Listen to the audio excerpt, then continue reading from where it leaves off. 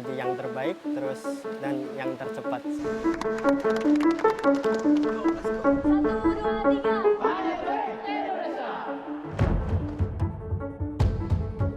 2018 lah kami memulai petualangan itu. Percaya diri bahwa Indonesia itu mampu menorehkan prestasi di kancah internasional.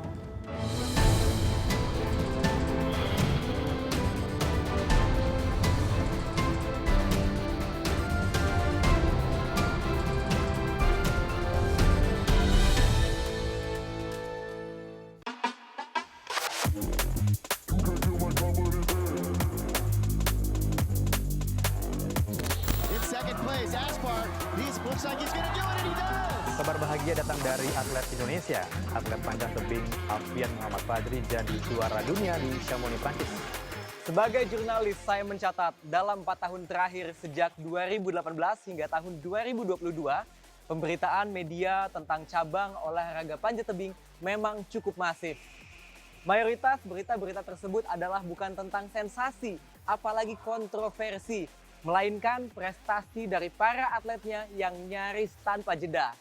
Baik saat memenangkan berbagai seri kejuaraan dunia atau dikala mereka memecahkan rekor waktu tercepat.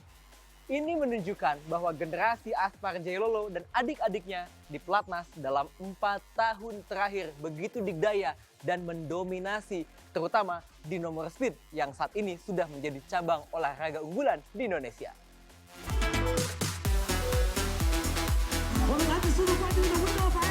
Petualangan kontingen atlet speed putra dimulai tahun 2018.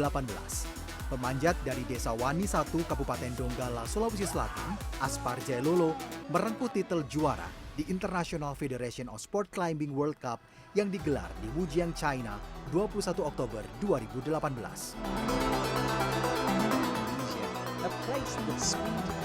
Terbaru, sang veteran yang sudah berusia 35 tahun ini kembali membuat Indonesia berjaya pada ajang kejuaraan dunia panjat tebing IFSC di Jakarta, September 2022. Aspar menjadi juara setelah All Indonesian Final mengalahkan Kiromal Katibi dengan catatan waktu 5,39 detik.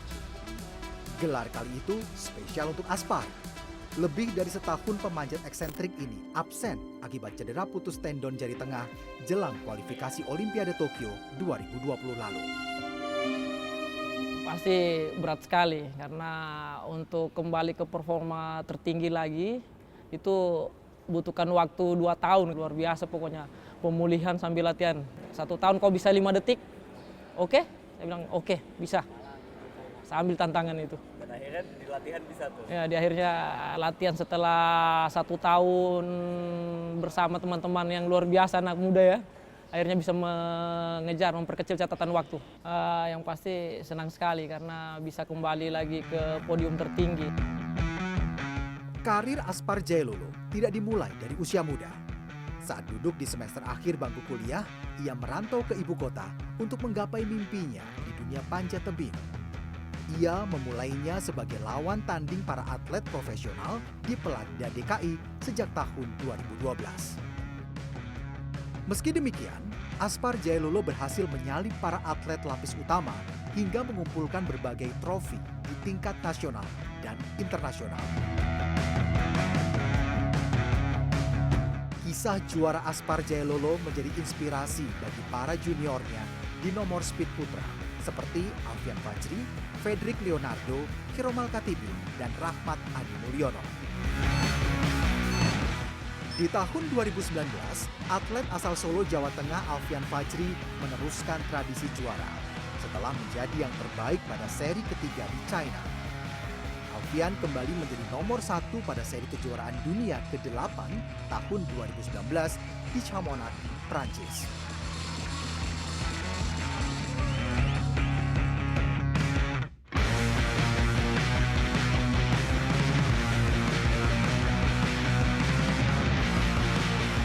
Tahun berikutnya, pada 2020, pemanjat kelahiran Surabaya 31 Oktober tahun 2000, Rahmat Adi Mulyono, menyumbang emas di ajang IFSC Connected Knockout yang digelar secara daring imbas pandemi COVID-19.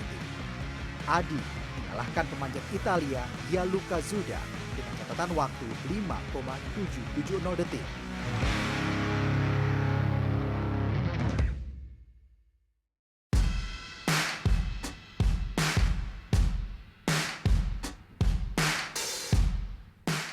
Halo, perkenalkan saya Fredrik Leonardo, usia 25 tahun, atlet panjat tebing Indonesia, nomor kategori speed.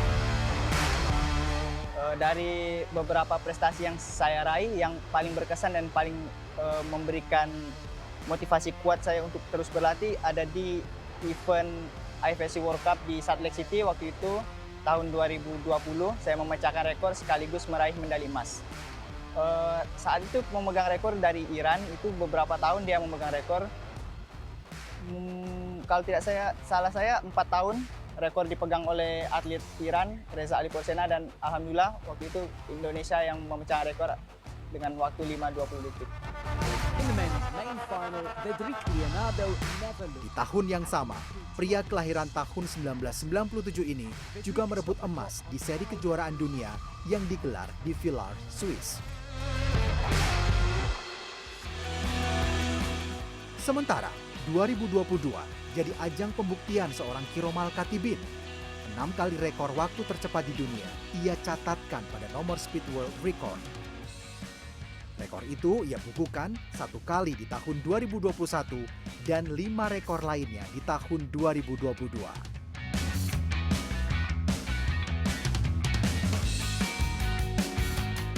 Pada 8 Juli 2022, Khatibin menaklukkan climbing wall setinggi 15 meter di ajang kejuaraan dunia IFSC Chamonix, Prancis. Kalau saya sih, ya satu pengen jadi yang terbaik, terus dan yang tercepat. Waktu itu di Chamonix, jadi pada kualifikasi saya berhasil memecahkan rekor 500, ketemu sama atlet USA kalau nggak salah. Dominasi para atlet nasional di nomor speed ini membawa Indonesia menempati ranking 1 dari 29 negara. Sementara Fredrik Leonardo dan Kiromal Khatibin hingga akhir tahun 2022 memimpin di urutan 1 dan 2 pemanjat cepat terbaik dunia. Kesuksesan yang diraih selama ini tak lepas dari tangan besi sang pelatih, Hendra Basir, yang menangani para atlet dengan pola disiplin tinggi. Metode kepelatihan yang ia terapkan di Pelatnas sejatinya adalah pola yang sudah ia pakai sejak masih melatih Pelatda DKI sejak tahun 2012. Jadi kita berangkat kompetisi ke luar negeri walaupun tanpa dukungan dari DKI, KONI DKI pada khususnya, kami patungan berangkatnya. Hanya untuk kita harus bisa capai goals tertinggi. Sampai pada saat DKI juara umum di PON 2016. Nah, setelah itu 2017 saya secara pribadi diamanahkan untuk fokus pada nomor speed WR, dan disitulah berkumpul kembali atlet-atlet terbaik di Indonesia, dan kita berlatih sangat intens di Jogja. Jadi kalau nggak salah itu dimulai di 2006 format speed WR, dan kita mau menunggu sampai 13 tahun kemudian untuk juara. Prestasi yang dihasilkan selama 4 tahun terakhir di nomor panjat cepat menjadikan olahraga panjat tebing Indonesia semakin diakui reputasinya di mata dunia. Setiap tahun secara bergantian atlet dari luar negeri datang ke Indonesia untuk tryout atau mengembangkan kemampuan mereka di nomor panjat cepat. Indonesian training style is very endurance and stamina is for good to me. And Korean style is very performance training, and weight training is focused only performance. But Indonesian training is some stamina and endurance training style.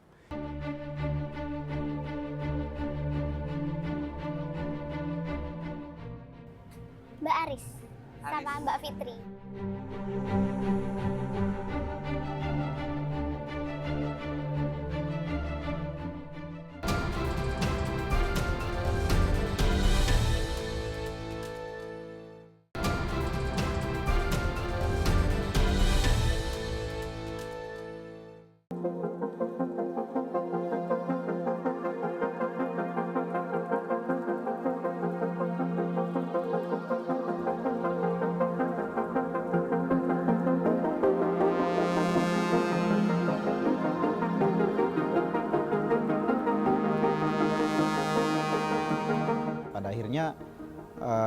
April 2018 di Chongqing itu Indonesia perdana juara dunia di format Speedway untuk putri.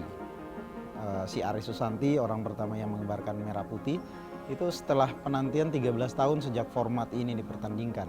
Percaya diri bahwa Indonesia itu mampu menorehkan prestasi di kancah internasional.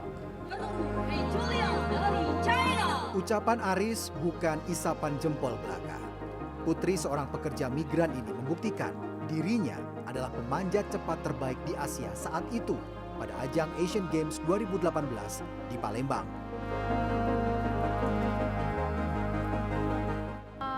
Sebetulnya pertarungannya itu saat di 4 besar sih, karena di mana Indonesia sama-sama Indonesia bertemu dengan Cina untuk merebutkan posisi di perebutan medali emas dan perak saat itu ya. Alhamdulillahnya saya terpilih buat jadi nomor 1 dengan catatan 7,51 detik saat itu. Setelah Asian Games 2018, Aris makin tak terhenti. Tim nasional panjat tebing saat itu mempersiapkan diri di Bukit Harau, Sumatera Barat untuk Pra-Olimpiade 2020 dan kejuaraan dunia di Xiamen, China 2019. Jadi pulang dari Harau, saya dan rekan saya itu sempat cedera. Yang pertama saya overtraining, teman saya juga saat mengalami insiden. Itu pelatih saya bilang, udah ini kompetisi terakhir di tahun ini, apapun hasilnya kita serahin sama Allah, sama Tuhan. Kalau memang harus dihancurin jari-jari kamu, hancurin aja, selesai kompetisi ini kita perbaiki. Itu kata-kata motivasi dari pelatih saya, Bang Hendra Basir. Ternyata dikasih kelancaran sama Allah. Lebih dari ekspektasi dan bayang-bayang saya. Jari-jari saya sedang cedera, di Xiamen 2019 itu saya bisa pecah rekor dan juara dunia. Kini Aris Susanti tengah rehat dari pelatnas panjat tebing. Meski demikian, Aris tak sepenuhnya meninggalkan dunia yang telah membesarkan namanya. Peraih 4 kali juara dunia Speed World Record ini tengah berfokus pada pembinaan anak-anak usia dini. Ia optimistis akan ada Aris-Aris lainnya jika pembinaan dilakukan dengan benar.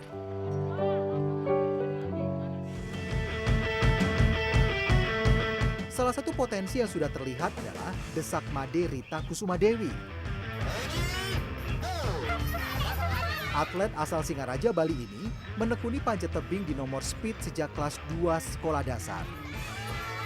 Ia mengikuti berbagai kejuaraan di level daerah tingkat nasional, hingga menjelma menjadi satu dari 3 atlet putri yang berada di pelatnas untuk diproyeksikan tampil di Olimpiade Paris 2024. Tak hanya itu, Desak yang kini berusia 21 tahun adalah satu-satunya atlet tanah air yang masuk dalam ranking 10 besar dunia di nomor Speed World Record. Kemarin di SCBD saya dapat 6,75 detik. Kalau di speed putri di dunia itu rekornya 6,54. Saya paling muda juga di tim. Kemudian anggota baru di timnas yang senior-senior mungkin udah 5 tahun, 4 tahun bergabung di timnas dan saya baru tahun 2020 baru 2 tahun. Kemudian kalau latihan itu sampai memang ambang batas kemampuan. Serikandi-serikandi panjat tebing cepat di era modern sejatinya tidak datang begitu saja.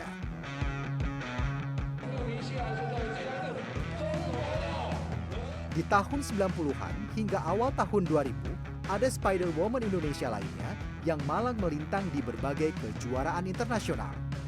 Adalah Ety Hendrawati alias Eta, sang legenda panjat tebing asal Yogyakarta yang menyumbang banyak medali, termasuk medali emas di ajang bergengsi X Games Amerika Serikat tahun 2000. Kalau dulu kan masih lead, speed, kemudian boulder. Kemudian untuk speednya sendiri dulu masih klasik. Jadi klasik itu setiap kali pertandingan jalurnya selalu baru gitu. Jalurnya selalu baru. Jadi beda dengan yang world record sekarang. Sekarang jalurnya sudah ada standarnya, sudah ada ukurannya, sudah ada pegangannya itu harus produk mana itu, jadi semuanya sudah standar. Jadi semuanya bisa berlatih dengan jalur yang sama itu, jadi bisa terus meningkatkan catatan waktunya gitu. Jadi mulai tahun 99 itu kan udah ada nomor speed di kejuaraan Asia, di Asia Championship. Dulu sebelumnya hanya split aja. Tingkat internasionalnya dari 99 itu perunggu di San Francisco, kemudian tahun 2000-nya emas itu di San Francisco juga. Di waktu itu eventnya X Games, itu adalah kompetisi yang paling prestis. No false starts this time, Jaya Lolu. Prestasi panjat tebing Indonesia, terutama dalam 4 tahun terakhir, turut mendongkrak pamor cabang olahraga. Setahun setelah kemenangan Ari Susanti di Asian Games 2018, di Yogyakarta saja lahir sejumlah klub panjat tebing yang berfokus pada prestasi. Salah satunya Nusantara Sport Climbing yang didirikan mantan atlet panjat tebing cepat Fitriani.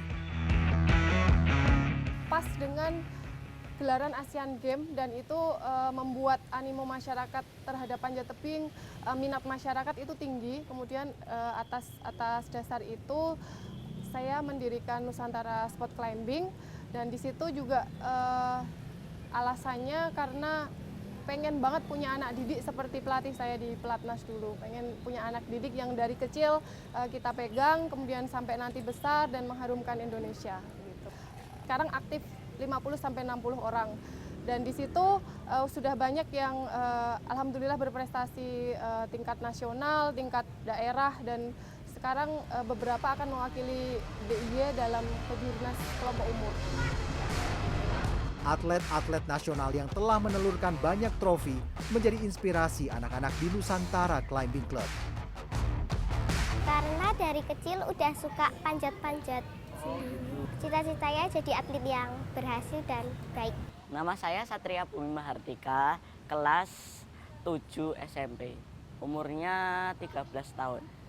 Kamu ini atlet panjat tebing ya? Iya. Di nomor apa? Di nomor lead dan boulder. Lead dan boulder. Kenapa memilih lead dan boulder? Karena lead dan boulder itu jalurnya ada yang misalnya kayak melompat, ada yang menekuk kaki.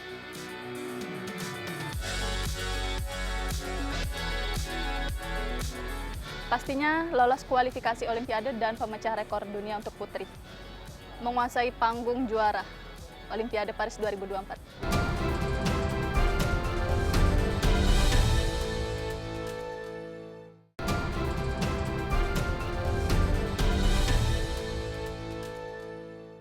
Cost, and it's as late Aries Susanti Rahayu who takes it. She can't believe it. 7.51.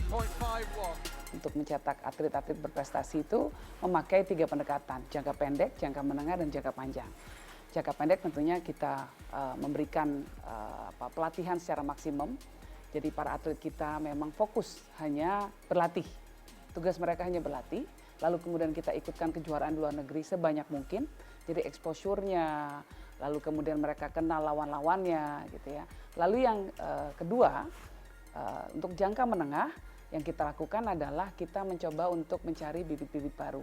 Kita lakukan kejuaraan-kejuaraan di banyak daerah gitu misalnya. Nah, yang ketiga, kita mulai menjaring dari umur usia muda. Jadi kita melakukan kejuaraan tingkat umur. Nah, ini kita lakukan semua. Dan kita menggunakan sport science. Khusus untuk di Pelatnas, Hendra Basir menjadi sosok sentral. Pelatih dengan gaya memimpin yang tegas, disiplin, dan cenderung keras saat melatih.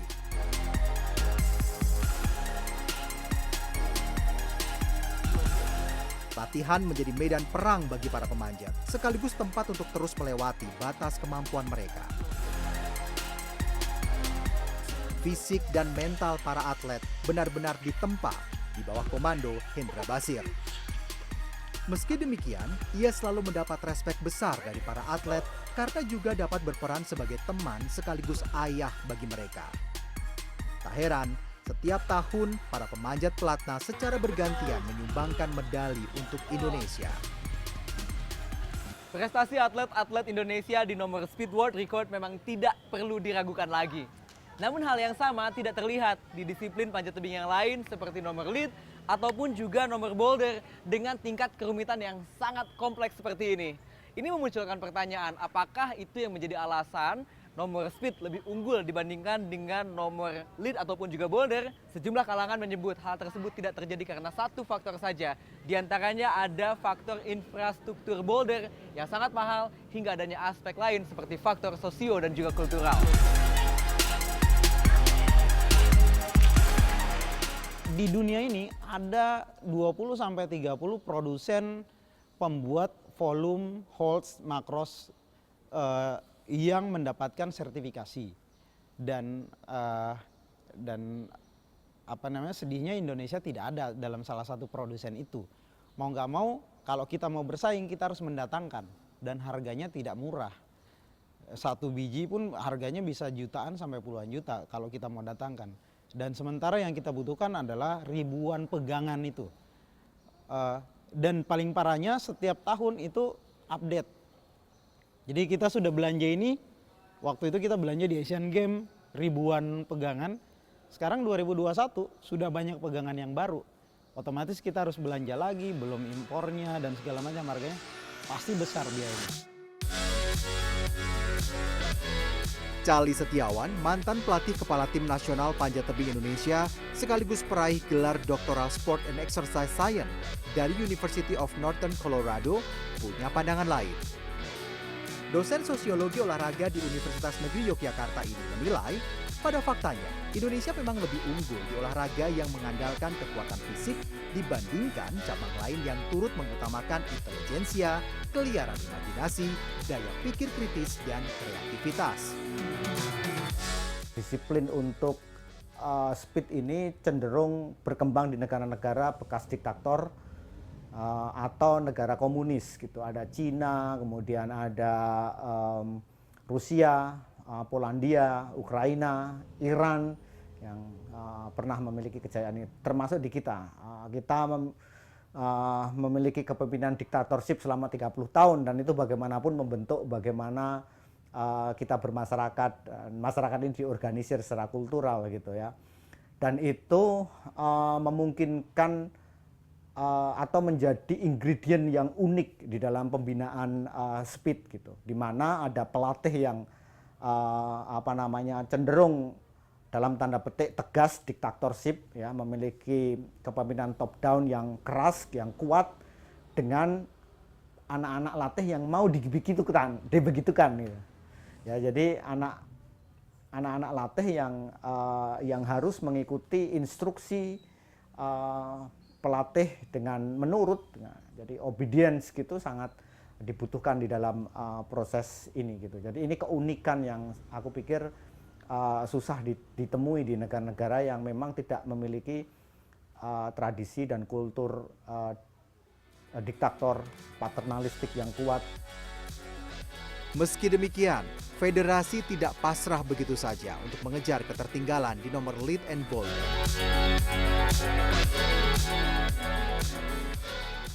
Tahun 2020 kemarin kita membangun sistem seleksi di mana kita merekrut atlet usia 15-17 tahun untuk persiapan Olimpiade 2028 sampai 2044. Sekarang kan lokomotifnya adalah speed, gerbongnya adalah kategori lead dan boulder. Jadi kalau speed disupport, nah sisa anggarannya kita bantu-bantu sedikit untuk membantu tim lead gitu kan. Nah mudah-mudahan itu 2028 kami rekrut usia 15-17 tahun dan mereka sudah 2 tahun ada di tim nasional junior ini.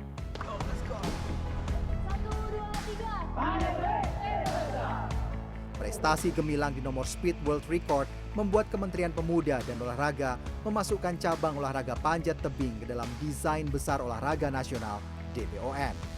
Artinya, panjat tebing cepat menjadi salah satu cabang olahraga prioritas yang diproyeksikan mendapat medali di Olimpiade Paris 2024. Dari 9 atlet pelatnas, hanya akan ada 4 yang berhak mendapat jatah slot atlet ke Olimpiade, terdiri dari 2 putra dan 2 putri yang akan menjadi wakil Indonesia di ajang ini jika lolos kualifikasi.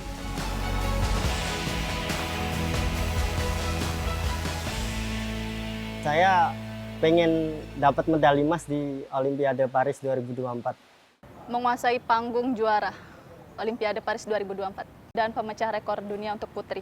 Dengan melihat persiapan yang telah kita lakukan sejak 2020, saya optimis tim Indonesia dapat meloloskan wakil ke Olimpiade 2024. Jadi fokus utama kita saat ini adalah kualifikasi di tahun 2023 dan itu kita butuh doa dan dukungan dari masyarakat Indonesia.